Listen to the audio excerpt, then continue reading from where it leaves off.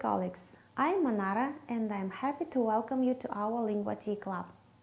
Today's our session will be about teaching grammar. Usually teachers find teaching grammar as a challenge, but you can make this challenge an easy presentation through new vocabulary, games and interactive activities and make your grammar lesson fun with just some rules to remember. Of course, there should be rules. We need them to speak correctly and express our ideas in a logical way. There are different ways of teaching grammar.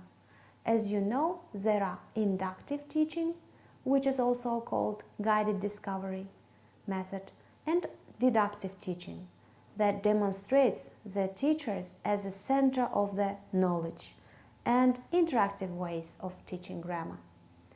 Which method do you use? I would say it depends on the grammar you are teaching, also on your students.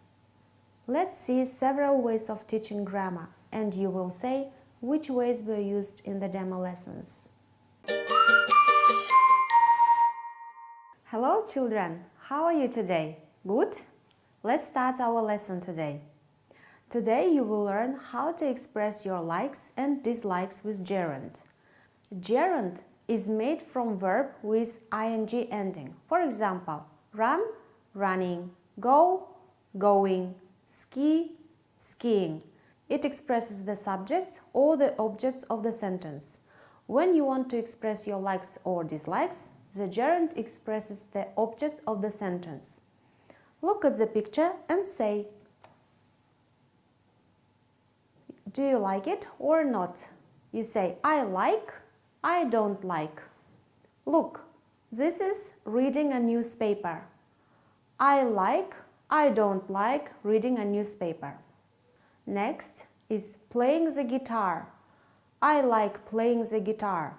I don't like playing the guitar. Let's repeat. I like skiing. I like skiing. Let's write the sentence on the board. You express I like, I don't like, and then you put verb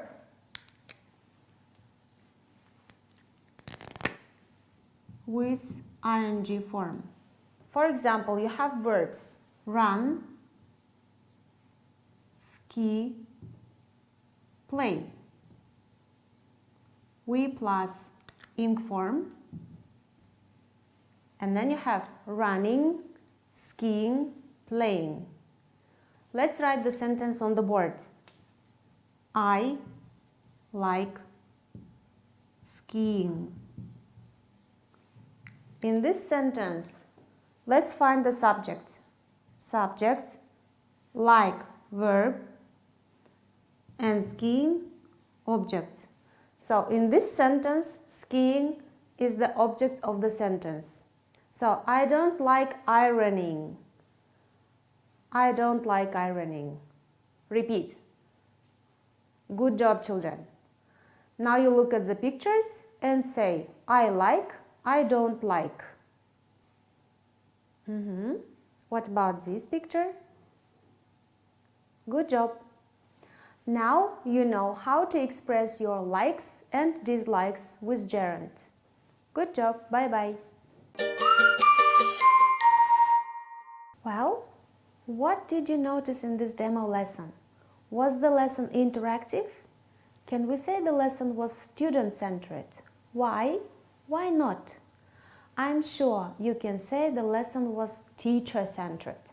And you will be absolutely right, because all the new material was given by the teacher. No elicitation were used to find out the background information from the students. The lesson was focused on instruction before practice. I gave explanation of grammar before students encounter the same grammatical concept in their own writing. In this lesson, what was more important for me as a teacher? My teaching or learning of students? Yes, in this type of lesson, which is called deductive teaching or teacher-centered teaching, the teacher is important and the focus is on the teacher, how you teach. Is it good to be a center of your lesson? No. Are you important or your students important? Yes, we choose our students because how they leave the classroom with what knowledge and endeavors is more important than to be a center of your class. Do you think you can have a different lesson where the learners are more important than you can be? Sure. We will see the demo lesson with guided discovery method next time. That's all for today. Thank you for joining and see you next time.